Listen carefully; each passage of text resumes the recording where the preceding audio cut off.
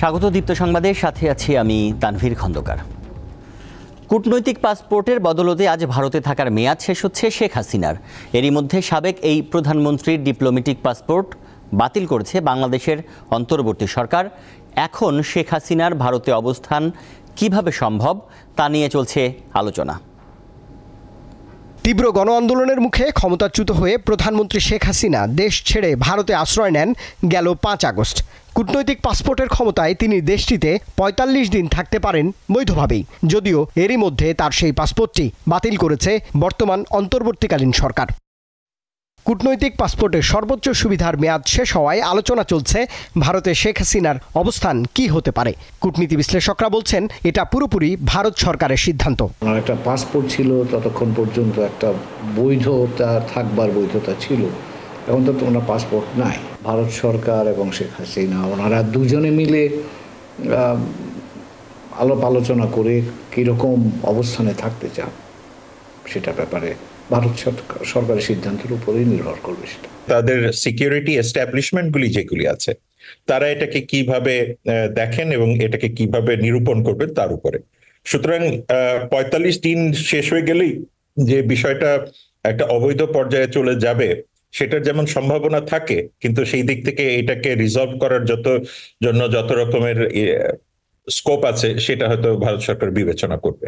এরই মধ্যে ভারতের সঙ্গে বাংলাদেশের বর্তমান পররাষ্ট্র নীতি নিয়েও এক ধরনের উৎকণ্ঠা দেখা দিয়েছে। বিশেষজ্ঞরা মনে করছেন ভারতকে বাংলাদেশের নতুন সামাজিক ও রাজনৈতিক বাস্তবতা অনুধাবন করতে হবে। ভারতের জন্য যথেষ্ট প্রস্তুতির ঘাটতি আছে বাংলাদেশের সাথে যুক্ত হওয়ার জন্য, এবং ভারতের সেই ক্ষেত্রে পররাষ্ট্র নীতিতে আমার মনে হয় তারা যে পর্যন্ত একটা ক্রেডিবল, ট্রাস্টওয়ার্দি অ্যান্ড কনফিডেন্স অনুযায়ী কনফিডেন্স তৈরি করার মতো উপাদান না নিয়ে বাংলাদেশের কাছে যদি সম্পর্ক অত্যন্ত ভালো আশা করেন, সেই জায়গাতে আমার মনে হয় যে হোঁচট খাওয়ার সম্ভাবনা আছে। ভারতের দৃষ্টিভঙ্গি প্রাথমিকভাবে একটু ভিন্ন ছিল, অথবা তাদের বুঝতে একটু অসুবিধা হয়েছিল। গতকাল ভারতের পররাষ্ট্রমন্ত্রী যে কথা বলেছে তাতে আমার মনে হয় যে একটু তারা তাদের উপলব্ধিটার মূল্যায়ন করছেন। আবার আমাদের পারস্পরিক নির্ভরশীলতা আছে। সো আমি মনে করি যে এই উপলব্ধিটা যদি ভারতের এসে থাকে তাহলে সম্পর্ককে স্বাভাবিক জায়গায় নিয়ে যেতে সহায়ক হবে। ১৯৭৫-এর ১৫ আগস্টের পরও ভারতে আশ্রয় নিয়েছিলেন সাবেক প্রধানমন্ত্রী শেখ হাসিনা। রুবায়েত হাসান, দীপ্ত সংবাদ, ঢাকা। জাহাঙ্গীরনগর বিশ্ববিদ্যালয়ের কিছু শিক্ষার্থীদের মারধরের শিকার বিশ্ববিদ্যালয় শাখা ছাত্রলীগের সাবেক সাংগঠনিক সম্পাদক শামীম আহমেদ হাসপাতালে মারা গেছেন। বুধবার সন্ধ্যায় শামীমকে বিশ্ববিদ্যালয়ের প্রান্তিক গেট এলাকায় দেখতে পান কয়েকজন শিক্ষার্থী। এ সময় উপস্থিত বিক্ষুব্ধ কয়েকজন তাকে মারধর করে প্রক্টর অফিসে নিয়ে যায়। পরে প্রক্টোরিয়াল বডি তাকে পুলিশের কাছে সোপর্দ করে। এরপর গুরুতর আহত অবস্থায় শামীমকে সাভার গণস্বাস্থ্য হাসপাতালে ভর্তি করা হয়। রাত 11টার দিকে চিকিৎসাধীন অবস্থায় মৃত্যু হয় শামীমের। নিহত শামীম বিশ্ববিদ্যালয়ের ৩৯তম ব্যাচের শিক্ষার্থী ছিলেন। তার বিরুদ্ধে গত ১৫ জুলাই রাতে ভিসির বাসভবনে বৈষম্য বিরোধী ছাত্র আন্দোলনের শিক্ষার্থীদের ওপর হামলার অভিযোগ ছিল।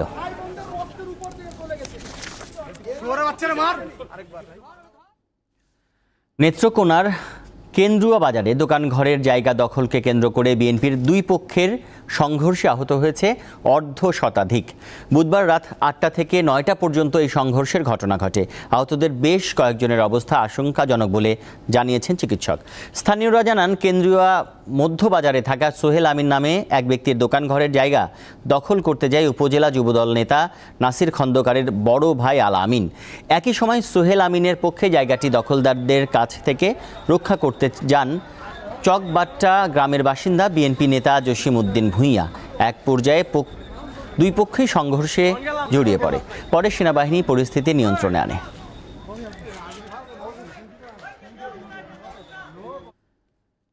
সেনাবাহিনীকে বিচারিক ক্ষমতা প্রদান করায় সন্তুষ্ট প্রকাশ করেছে নওগাঁর সাধারণ মানুষ। বিচারিক ক্ষমতা প্রদান করায় যে কোনো স্থানে যে কোনো ফৌজদারি সমস্যা দায়িত্বরত সেনাবাহিনী দল তাৎক্ষণিক সমাধান করতে পারবে, এমন খবরে সাধারণ মানুষের মাঝে অনেকটা স্বস্তি ফিরেছে। সড়কে সেনাবাহিনী তৎপর রয়েছে।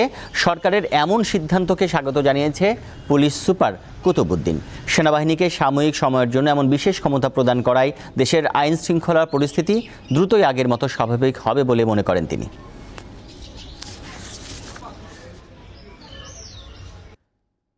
সেনা তৎপরতার বিষয়ে বিস্তারিত জানবো সহকর্মী আব্দুর রউফের কাছ থেকে। নওগাঁ থেকে তিনি আমাদের সাথে যুক্ত হবেন। আপনি আমাদেরকে জানাবেন আব্দুর রউফ, যে এই মুহূর্তে আসলে বিচারিক ক্ষমতা পাওয়া যে সেনাবাহিনীর পেয়েছে সেনাবাহিনী, সেই স্থানীয়দের মাঝে আসলে এখন এই বিষয়ে কেমন প্রতিক্রিয়া দেখতে পাচ্ছেন আপনি?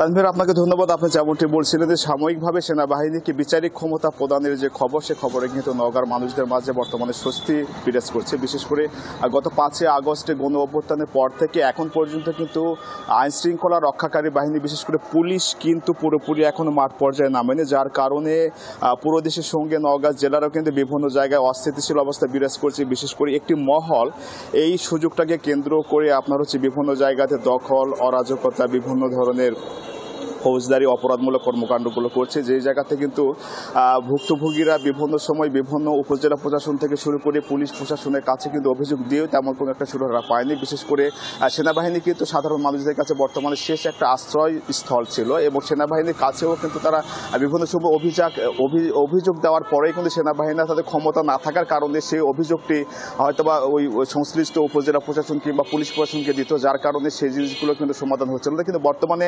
সেনাবাহিনী হাতে ম্যাজিস্ট্রেসি পাওয়ার দেওয়ার কারণে তারা কিন্তু ফৌজদারি অপরাধমূলক বিভিন্ন যে কর্মকাণ্ড, সেগুলো কিন্তু তাৎক্ষণিকই তারা বিচারটা করতে পারবে। বিশেষ করে সেনাবাহিনীর উপস্থিতিতে যদি কোনো ফৌজদারি অপরাধমূলক কর্মকাণ্ড সংগঠিত হয়ে থাকে, তারা তাৎক্ষণিকভাবে সেসব অপরাধীদেরকে আটক করা থেকে শুরু করে আইনি যে প্রক্রিয়া, আইনি যে ব্যবস্থা, সেটা গ্রহণ করতে পারবে। এমন খবরে কিন্তু নওগাঁতে স্বস্তি বলছে। বিশেষ করে সরকারের এমন সিদ্ধান্তকে স্বাগত জানিয়েছে নওগাঁ সচেতন মহল। আমার সঙ্গে কথা হয়েছে নওগাঁর সেনাবাহিনীর দায়িত্বে থাকা মেজর তাওহিদ তাদিম। তিনি জানিয়েছেন যে এখন পর্যন্ত ক্ষমতা পাওয়ার পরে এখন পর্যন্ত তারা নওগাঁতে তেমন বড় ধরনের কোনো অভিযানে কিন্তু আসলে তারা শুরু করেনি, তবে তারা অচিরেই বিভিন্ন অভিযোগের প্রেক্ষিতে এবং বিভিন্ন অপরাধমূলক কর্মকাণ্ড যে জায়গায় সংগঠিত হয় সেগুলোতে জায়গাতে অভিযান চালাবে এবং অপরাধীদেরকে তাৎক্ষণিকভাবে আইনের আওতায় নিয়ে আসবে। এতে করে তিনি মনে করছেন যে পুরো দেশের সঙ্গে নওগাঁরও যে আইন শৃঙ্খলার যে অস্থিতিশীল অবস্থা বিরাজ করছিল, সেটা অনেকটা স্থিতিশীল অবস্থা চলে আসবে।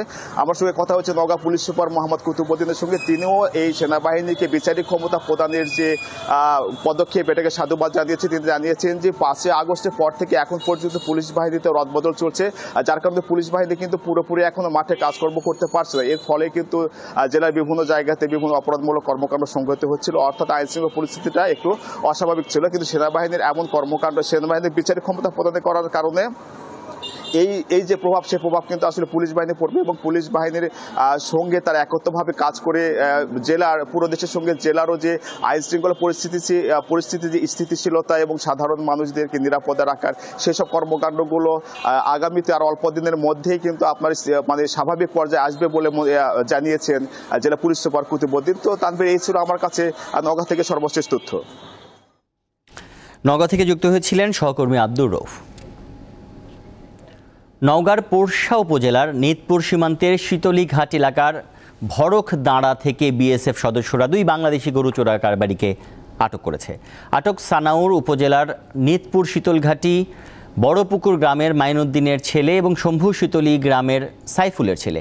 সানাউর ও শম্ভু সহ কয়েকজনের একটি দল ভারত থেকে গরু আনার জন্য মঙ্গলবার রাতে ভারতের অভ্যন্তরে প্রবেশ করে। ভোরে গরু নিয়ে আসার সময় 230 মেইন পিলারের শীতলীঘাট এলাকায় ভারতের অভ্যন্তরে 28 হরিষাচন্দ্রপুর ক্যাম্পের বিএসএফের টহলরত সদস্যরা তাদের ধাওয়া করে। এ সময় অন্যরা পালিয়ে গেলেও সানাউর ও শম্ভুকে আটক করে ধরে নিয়ে যায় বিএসএফ। তাদের ফেরত চেয়ে চিঠি দিয়েছে বিজিবি। রাজবাড়ীতে বেড়েছে ডেঙ্গুর প্রকোপ। গত 19 দিনে রাজবাড়ী সদর হাসপাতালে 26 জন ডেঙ্গু রোগী চিকিৎসা নিয়েছে। বিস্তারিত জানবো সহকর্মী মাহফুজুর রহমানের কাছে। তিনি আমাদের সাথে যুক্ত হবেন এই মুহূর্তে রাজবাড়ী থেকে। মাহফুজ, জানাবেন ডেঙ্গুর চিকিৎসায় রাজবাড়ীর হাসপাতালগুলোতে বিশেষ কোনো উদ্যোগ এরই মধ্যে নেওয়া হয়েছে কিনা?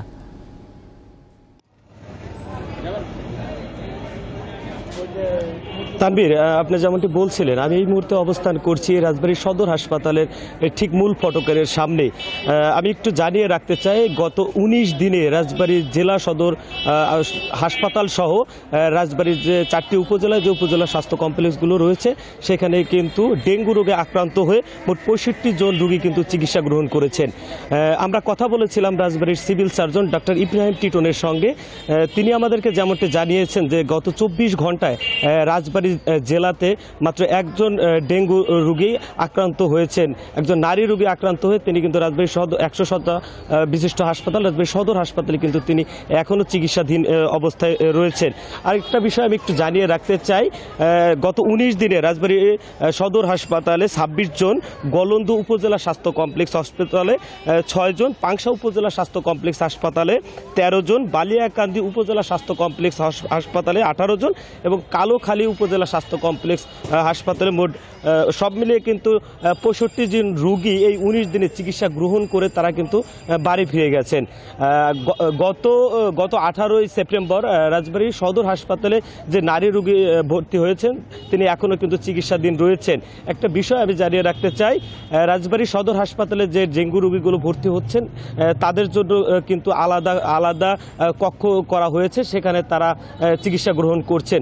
তার পাশাপাশি সাধারণ যে রোগীগুলো রয়েছে তারা কিন্তু ডেঙ্গু আতঙ্কে তারা মশারি সহ অন্যান্য মশারি ব্যবহার করছেন এবং পাশাপাশি আমি কথা বলেছিলাম ওয়ার্ডেন নার্সদের সাথে, তারা কিন্তু জানিয়েছেন যে ডেঙ্গু রোগীদের জন্য কিন্তু আলাদা কক্ষর ব্যবস্থার পাশাপাশি আলাদাভাবে তাদের চিকিৎসা প্রদান করা হচ্ছে। আমার কাছে ছিল এই শেষ রাজবাড়ী থেকে সর্বশেষ। ধন্যবাদ আপনাকে। পণ্য কিনলে ফ্ল্যাট ও গাড়িসহ নানা পণ্য জেতার সুযোগ দিচ্ছে ভিশন এম্পোরিয়াম। আরএফএলের ইলেকট্রনিক্স পণ্যের চেইন শপ ভিশন এম্পোরিয়ামের এই ক্যাম্পেইনের নাম ড্রিম হোম। বুধবার রাজধানীর বাড্ডায় প্রাণ আরএফএল গ্রুপের প্রধান কার্যালয়ে এই ক্যাম্পেইনে উদ্বোধন করা হয়। অনুষ্ঠানে প্রধান অতিথি ছিলেন আরএফএল গ্রুপের ব্যবস্থাপনা পরিচালক আর.এন. পাল। তিনি বলেন, এই ক্যাম্পেইনের মাধ্যমে ভিশন এম্পোরিয়াম ক্রেতাদের কাছে আরও জনপ্রিয় হয়ে উঠবে। অনুষ্ঠানে জানানো হয়, ভিশন এম্পোরিয়াম থেকে 5,000 টাকার পণ্য কিনে এই ক্যাম্পেইনে অংশগ্রহণ করতে পারবেন ক্রেতারা। এই ক্যাম্পেইন চলবে 31 ডিসেম্বর পর্যন্ত। প্রতি সপ্তাহে ঘোষণা করা হবে বিজয়ীদের নাম ও তুলে দেয়া হবে পুরস্কার।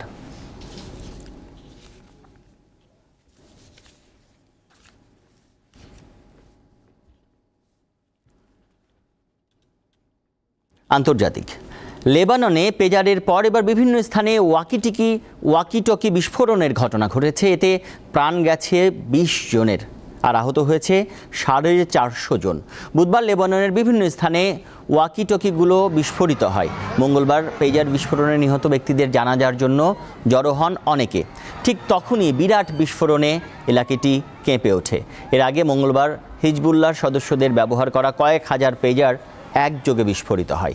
এতে 2 শিশুসহ 12 জন নিহত হয়। আহত হয় প্রায় 3000 জন। 2 দিনের বিস্ফোরণের ঘটনায় ইসরায়েলকে দায়ী করছে হিজবুল্লাহ। ঘটনার পর নিজেদের সেনাদের প্রশংসা করে ইসরায়েলি প্রতিরক্ষা মন্ত্রী ইয়োভ গ্যালান্ট বলেন, যুদ্ধের একটি নতুন অধ্যায়ের সূচনা পর্বে রয়েছেন তারা।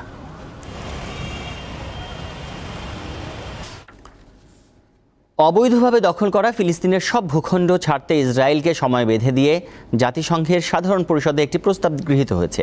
স্থানীয় সময় বুধবার নিউ ইয়র্কে জাতিসংঘের সাধারণ পরিষদে বিপুল ভোটের ব্যবধানে প্রস্তাবটি গৃহীত হয়। যুদ্ধ এবং সংঘাতের মধ্যে বিশ্ব স্বাস্থ্য সংস্থাটির এ পদক্ষেপকে ঐতিহাসিক বলে অভিহিত করেছে ফিলিস্তিনি কর্তৃপক্ষ। প্রস্তাবের পক্ষে ভোট দেয় 124টি দেশ। যুক্তরাষ্ট্র, ইসরায়েল, আর্জেন্টিনা সহ বিপক্ষে ভোট দেয় 14টি দেশ। আর ভারত সহ ভোট দেয়া থেকে বিরত ছিল 43টি দেশ। গৃহীত প্রস্তাবে ইসরায়েলের বেআইনি উপস্থিতি বন্ধ করা সহ দখলদারিত্বের কারণে ফিলিস্তিনিদের ক্ষতিপূরণের জন্যও তেল আবিবের প্রতি আহ্বান জানানো হয়েছে। জাতিসংঘে ইসরায়েলের রাষ্ট্রদূত ড্যানি ড্যানন ভোটের ফলাফলকে একটি লজ্জাজনক সিদ্ধান্ত বলে উল্লেখ করেছেন।